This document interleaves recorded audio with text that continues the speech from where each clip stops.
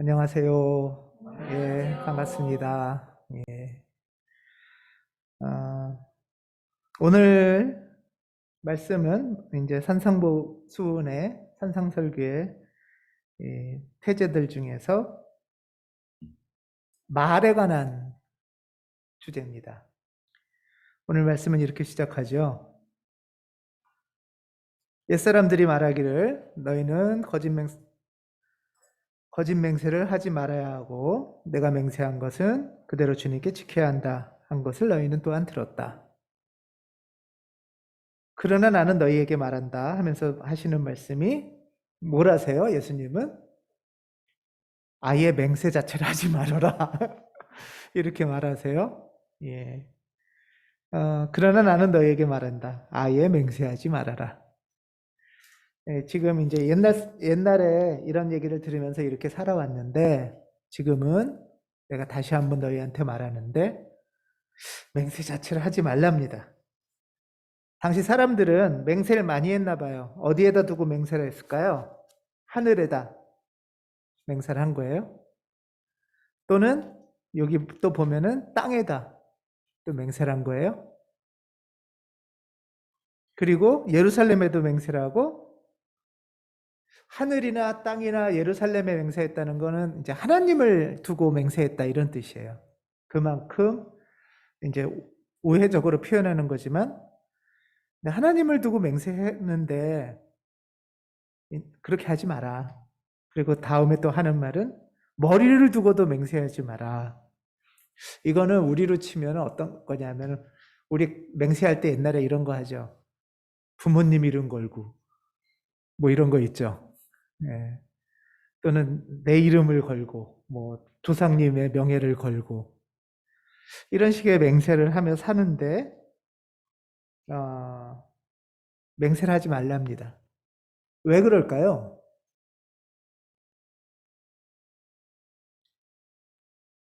지키지 않을 말은 하지 마라 이 뜻이에요. 지키지 않을 말을 그렇게 쉽사리 하면서 살으면은 안 된다. 이런 뜻이에요. 예. 그러니까 예수님 당시에 보면은 막 하느님 이름 걸고 부모님 이름 걸고 막 맹세를 막 하며 살았나 봐요, 사람들이. 그러니까 여러분들은 맹세 같은 거 해본 적 있으세요? 많이 있으신가요? 친구들한테 뭐 이렇게 맹세하고 이런 적 있어요? 우리 끝까지 가자 뭐 이런 거라든가. 끝까지 가나요? 갔나요? 잘? 가면 좋은데 야 내가 너 얼마나 좋아하는지 알아? 막 이러면서 막 내 거 다 줄게 우리 요즘은 안 그래요. 옛날에 목사님 때는 친한 친구들끼리 삼총사 맺고 이런 거 했거든요. 예? 삼총사 같은 거 맺었는데 얼마 못 갔어요. 한 놈이 배신을 해가지고 오늘 이 얘기는 우리가 말을 어떻게 하며 지내고 사람들하고 약속을 어떻게 하고서 살았는지 또는 하나님 앞에서 우리가 어떻게 맹세하고 얘기하는지 그 얘기를 지금 전하는 말씀입니다. 옛날에는 요즘은 없어졌는데 옛날에 이렇게 맹세 중에 아주 전 국민이 했던 맹세가 있어요. 뭘까요? 예.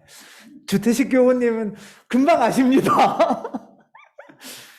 국기에 대한 맹세가 있죠. 네. 국기에 대한 맹세하면은 이렇게 뭐 국기 올라갈 때 내려갈 때 이럴 때 막 가슴에 대고 전 국민이 다 하고 그거 안 하면은 큰일 나는 거였어요. 그런데 목사님 친구 중에 어릴 때 초등학교 때였는데요. 한 친구가 국기에 대한 맹세를 거부했어요. 자기는 못한다. 아마 여호와의 증인이나 소종파 교인이었던 것 같은데 그 친구는 맹세하지 말라고 오늘 이렇게 말씀이 있는데 어떻게 이렇게 맹세하냐 이렇게 얘기를 했어요.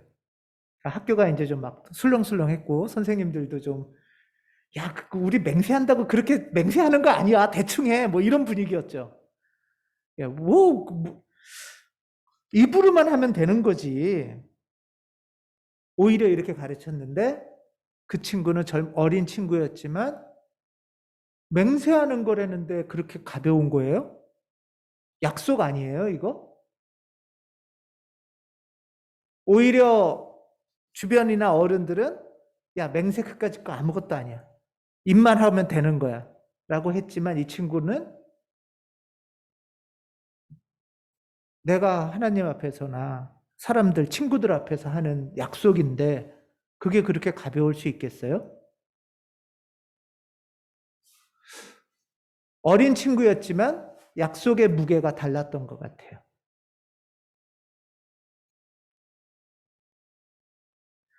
결혼을 하신 분들은 결혼 예식에서도 맹세하시죠? 내가 죽을 때까지 뭘 하리라. 뭐 이런 거. 교회에서도 맹세를 많이 합니다. 내가 하나님 앞에서 이렇게 살 겁니다. 그 맹세의 무게, 약속의 무게들이 어떠세요? 조금 전에 제가 국기에 대한 맹세를 할 때 이 친구, 사실 많은 사람들은 이 친구가 이단이다, 뭐 이상하다 하면서 손가락질을 했지만, 그리고 성경을 문자대로 해석하라는 건 아니지만 내가 약속한다는 말의 무게가 어느 정도일까 하는 것은 좀 한번 생각해 봐야 된다는 거예요. 우리 국가적인 비극 중에 또 하나가, 이거는 비전향 장기수라는 분이 계세요. 그러니까 말이 좀 어렵죠? 전향을 하면 되는데, 그러니까 대부분은 이제 뭐 이렇게 좌익이에요. 좌익. 이런 사상을 가져서 감옥에 갇힌 분이에요. 어떤 분은 1955년에 감옥에 갇혔어요. 그래서 98년까지 몇 년이죠? 65, 75, 85, 95, 43년을 감옥에. 근데 그 감옥도 넓은 감옥이 아니고 0.75평이라는 독방에. 여러분 상상이 되세요? 근데 이분들한테 가석방의 조건이 뭐냐면 전향서를 쓰는 거예요.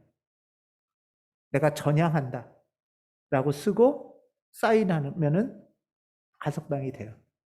그리고 주변에서 그 형식적인 거다. 괜찮다. 해라. 근데 이분은 한 분이 아니고 뭐 여러 분이셨는데, 인간의 말이라는 게, 사람의 말이라는 게 그렇게 가벼운 거가 아니지 않습니까?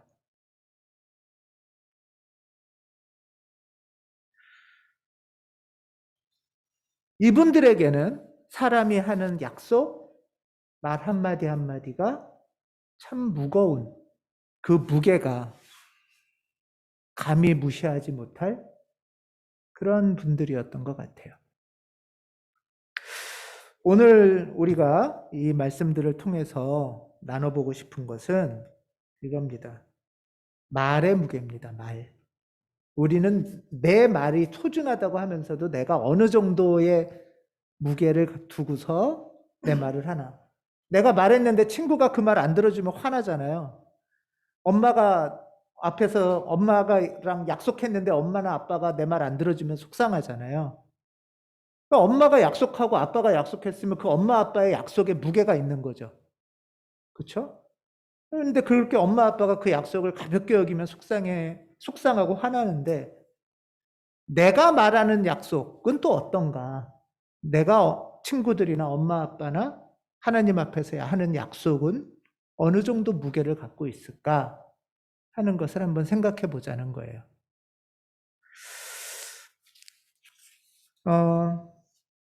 아마 교회에서나 기독교에서는 가장 많이 쓰는 표현 중에 하나가 사랑합니다죠. 네, 사랑합니다. 이런 말씀을 많이 하기도 하고 듣기도 하죠. 예. 뭐 교회 이름도 많고 사랑 많습니다. 근데 이 사랑의 무게는 어느 정도 될까? 이런 생각을 해봐요. 여러분 혹시 기독교인들이 또는 목사님이 여러분들한테 내가 얼마나 제라미를 좋아한다고 이렇게 얘기를 하면 내가 제라미를 얼마나 사랑하는데 그럼 제라마 너는 이렇게 목사님 말이 좀 믿어지니? 아유 뭘 또 왜 그러시나 뭐 이런 느낌이니?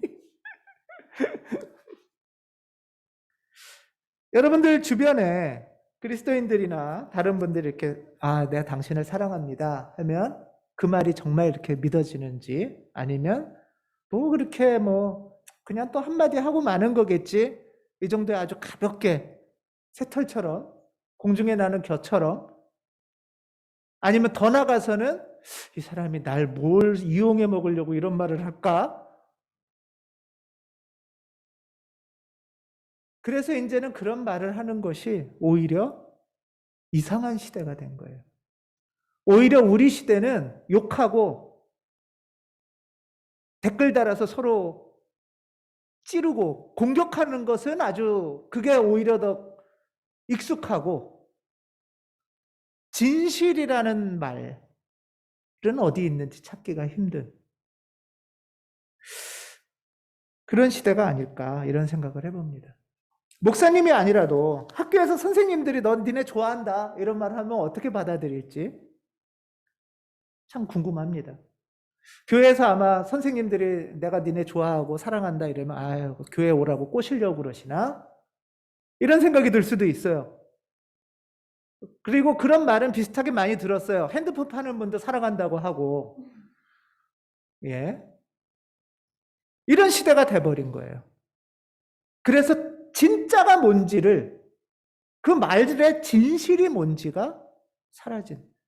그래서 이제는 하도 그 말들이 가벼워지고 진짜가 없어져서 결혼해, 맹세, 사랑해, 약속, 니네 나 끝까지 가보자. 내가 너를 위해서라면 희생도 하겠다. 이런 게 다 안 믿어지는 거예요.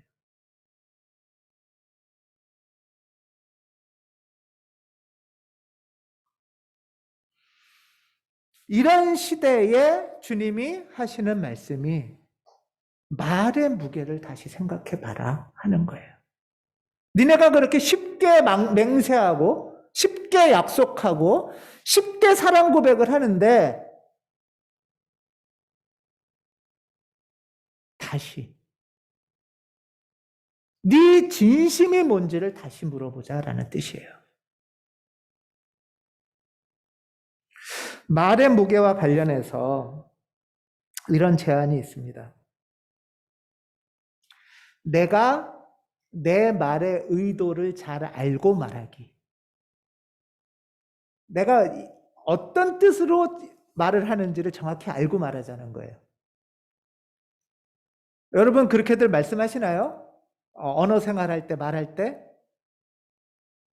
뭐 당연히 뜻을 알고 말하지 뭐 모르고 말해? 라고 생각할 수 있지만 사실 대부분은 내가 무슨 말 하는지 모르고 말해요. 그리고 처음에는 이런 말 하려고 했는데 말을 막 하다 보니까 산으로 가 있어 말이. 그래서 내가 이런 얘기 하려고 했던 건 아닌데 내가 이렇게 짜증내려고 했던 건 아닌데 처음에는 좋게 하려고 했는데 언젠가 보면은 또 싸우고 있어. 이런 경우가 너무 많잖아요, 사실. 친구들끼리도 그래요. 가족끼리도 그래요. 내가 엄마나 아빠 좋아한다고 말하려고 했는데 말하다 보면 짜증나. 또 언젠가 소리치고 있어. 이런 일이 흔하다는 거예요. 그래서 말을 시작할 때 내가 어떤 마음, 어떤 의도로 이 말을 하는지를 정확히 알고 말을 하자. 그래야 말의 무게가 생긴다는 거예요.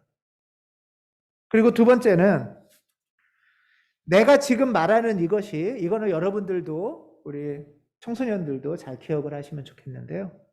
내가 지금 말하는 이 말이 여기에 있는 사람들에게 어떤 영향을 미칠까를 한번 생각해보고 말하자는 거예요. 어떤 에너지파가 나갈까 생각해보고 말하자는 거예요. 사실은 이거는 부모들도 마찬가지예요. 가정에서도 마찬가지예요.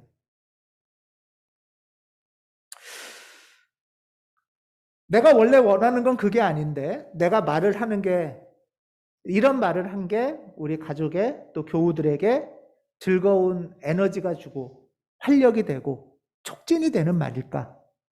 아니면 뭔가 염려나 불안을 일으키는 말일까? 또는 낙담시키는 말일까?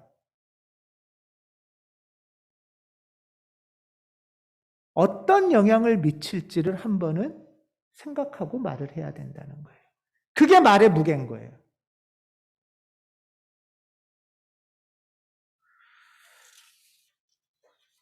근데 생각보다 이렇게 말하기를 하는 게 쉽지가 않아요. 오히려 영어로 배울 때는 더 쉬워요. 영어로는 주어도 있고 목적어도 있고 이거는 존댓말이고 이거는 반말이고 이런 거 생각하면서 말하잖아요, 영어는. 근데 우리말은 너무 익숙해진 게 너무나 익숙해져서 아무 생각 없이도 우리는 말을 할 수 있어요. 그렇지 않아요? 그래서 내가 의도한 바가 뭔지도 잘 생각 안 하고 또 이 말이 여기 있는 사람들에게 주변에 어떤 영향을 미칠지도 잘 생각을 안 하고 말을 한다는 거예요.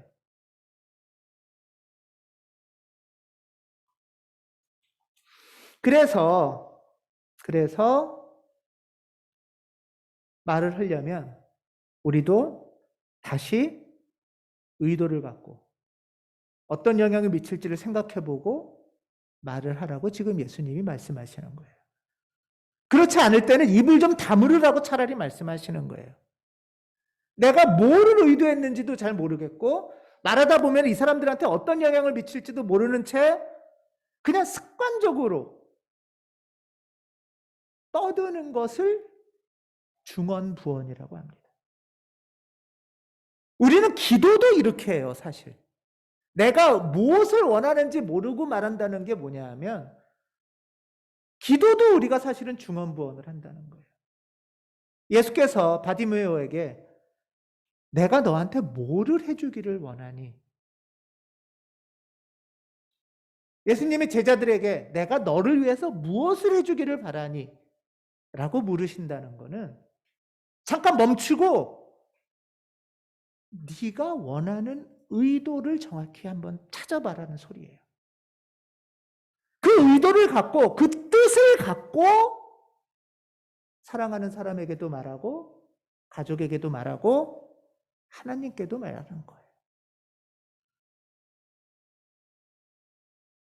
그냥 내가 무슨 말을 하는지 모른 채 막 떠든다든가 화풀이를 한다든가 짜증을 낸다든가 댓글을 단다든가 이런 것들을 일단 좀 멈춰봐라라는 게 오늘의 말씀이에요.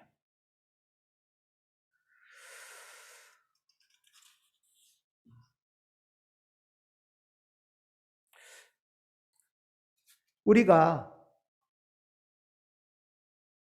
정말 내가 어떤 말을 이 사람에게 하고 싶은지 이런 말을 할 때 이 사람은 어떻게 영향을 받을지 하나님한테는 내가 무슨 말을 어떻게 하고 싶은지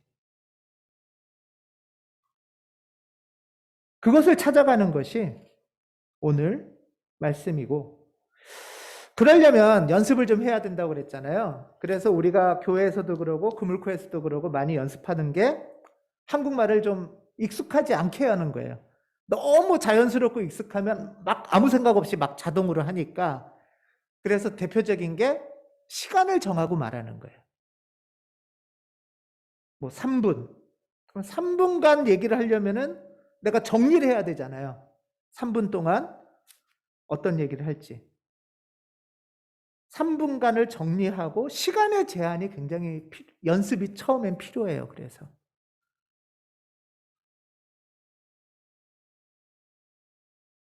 또 하나는 대화의 속도를 좀 늦추는 거예요. 말의 속도를. 막 하다 보면은 말이 나를 막 사로잡을 때가 있지 않으세요, 여러분? 그런 경험 없으세요? 그래서 한참 하다 보면 내가 이런 말 하려고 했었나? 길을 잊어버리는 거예요.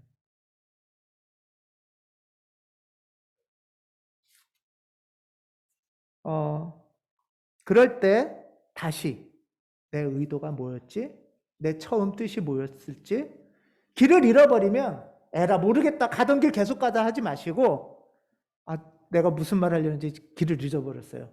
잠깐 멈추고 일단은 여기서 일단은 멈출게요. 하고 멈춰보는 거예요. 부모님들한테나 아이들이 선생님한테 야단 맞을 때 한도 끝도 없는 잔소리가 제일 힘들대요. 나중에는 뭔가 계속 소리는 들리는데 무슨 소리인지도 잘 모르겠고 이게 언제 끝날지도 모르겠고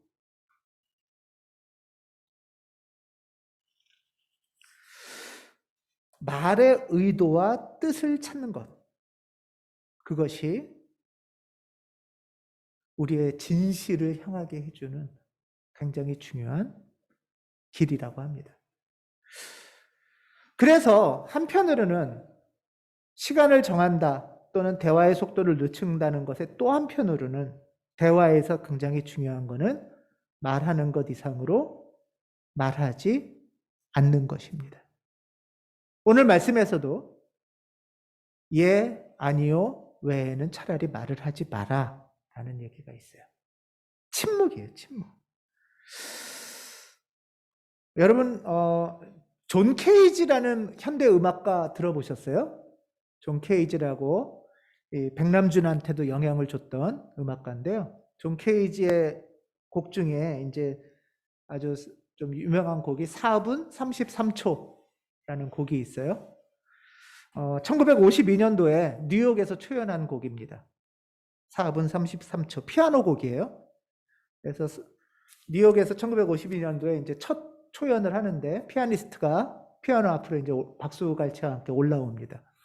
올라와서 피아노 뚜껑을 열고 의자에 딱 앉아요. 의자에 딱 앉고 1악장 33초, 2악장 2분 40초, 3악장 1분 20초, 총 4분 33초간 있다가 뚜껑 닫고 인사하고 내려오는 거예요. 연주는 안 하고. 그게 연주죠. 가만히 있는 게 연주였어요.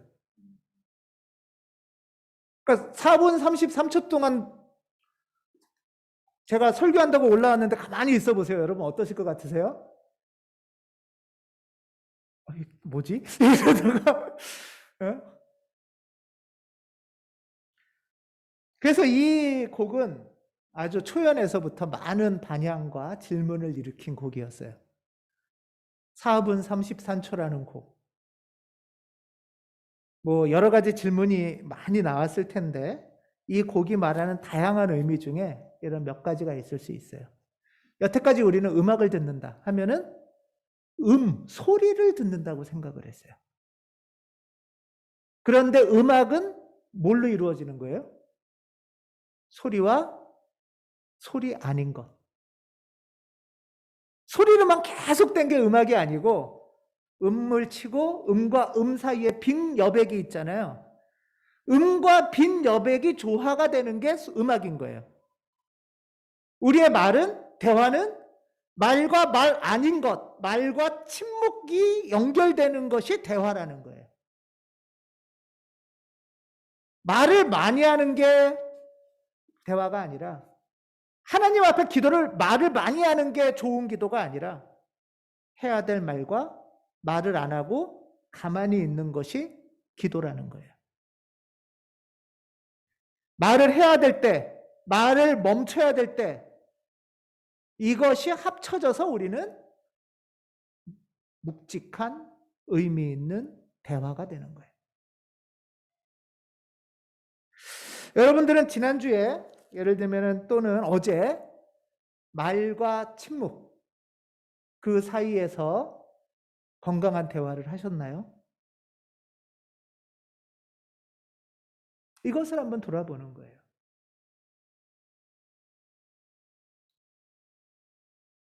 내가 하고 싶을 때는 말을 막 하다가 내가 할 얘기 다 하고 났으면 귀 딱 닫고 돌아서 있다면 이거는 대화가 아니잖아요. 그런 면에서 두 번째는 피아노 연주자가 가만히 있을 때 여기서 웅성웅성웅성 소리가 나죠. 그러면서 여태까지는 이 사람 혼자만 음악한다고 생각했는데 음악이라는 건 뭐예요? 연주자와 듣는 사람이 항상 같이 있어야 되는 거예요. 말한다는 거는 항상 상대가 전제되어 있죠. 함께 하는 작용이에요. 기도도 마찬가지죠. 내 혼자 떠들고 끝나는 게 아니라 함께 하는 작용. 이것을 다시 한번 의식하게 해준 거예요.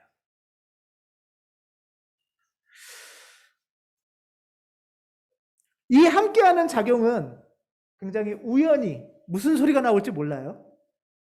그런 면에서 내 의도와 계획이 있는 연주가 있지만 대화는 서로 작동 가운데 어떤 일이 벌어질지 모르는 성령님의 이끄심에 우리가 개방되는 일이라는 거예요. 다시 말하면 내가 의도를 가지고 어떤 뜻을 전해요. 전하고 나면 다시 머물러요. 상대의 뜻도 전해줄 수 있겠죠. 그 가운데 중요한 거는 우리의 이 대화를 성령께서 이끄셔 가도록 어떻게 할 수 있을까? 내 뜻을 관철시키는 것만이 아니라 내 얘기는 다 했으니까 이제 끝! 이게 아니라 어떻게 하면 하나님이 우리의 대화를 이끌어가게 하실 수 있을까? 이것이 하나님께 개방하는, 하나님이 이끄시기를 바라는 사랑 고백이고 진리를 찾아가는 길이라는 거예요. 말이 참 가벼운 시대입니다. 그냥 흘러가는 사랑합니다, 뭐 어땠습니다 이렇게 흘러가는 얘기만 하거나 아니면 진짜 얘기를 하면은 늘 욕설이나 험담이나 짜증이나 막말이나 이런 시대에 예수께서는 하시는 말씀이 너희는 예할 때 예하고 아니요 할 때는 아니요라는 말만 해봐라. 이보다 지나친 것은 악에서 나오는 것이다. 이렇게 얘기하십니다. 한신대학교를 세우셨고 기장에 초석을 놓은 김재준 목사님이라고 계세요.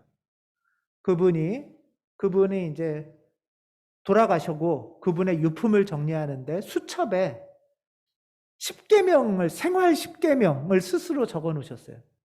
그걸 아무도 몰랐는데 수첩에서 이제 발견한 거예요. 그 중에 보면은 나는 이렇게 살아야지 하는 것들이 있으세요. 그 10계명 중에 5번째가 뭐냐 하면 스스로 이렇게 적으신 거예요. 그리스도의 교훈을 기준으로 예와 아니오를 똑똑하게 말한다. 그리스도의 교훈을 기준으로 예할 것은 예, 아니오 할 것은 아니오. 이것을 똑똑하게 말하며 살아야지. 이게 그분의 생활 좌우명이었어요.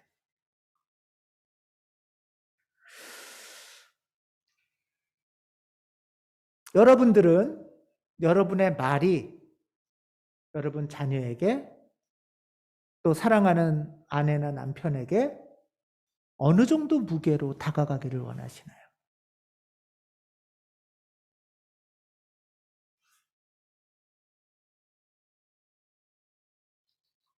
그리스도교는 말의 종교입니다.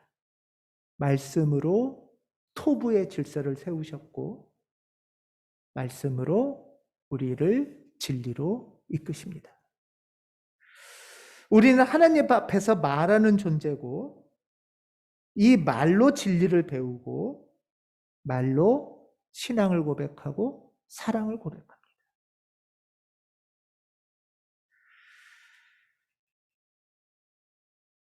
오늘의 말씀은 단지 귀에 듣기 좋은 소리, 친절한 소리만 하며 살으라는 게 아니에요. 내가 어느 만큼 진실로 하나님 앞에서 말하는 존재로 살아갈 것인가? 어느 정도 진실로 사랑을 고백하며 살아갈 것인가? 물으시는 말씀입니다.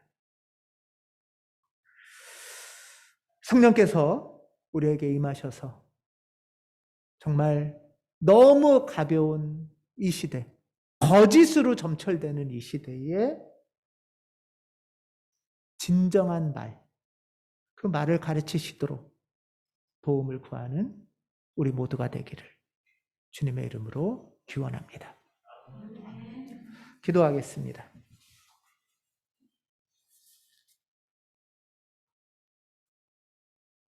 참된 말을 하는 사람이 되고 싶습니다. 눈치 보고 주눅 들면서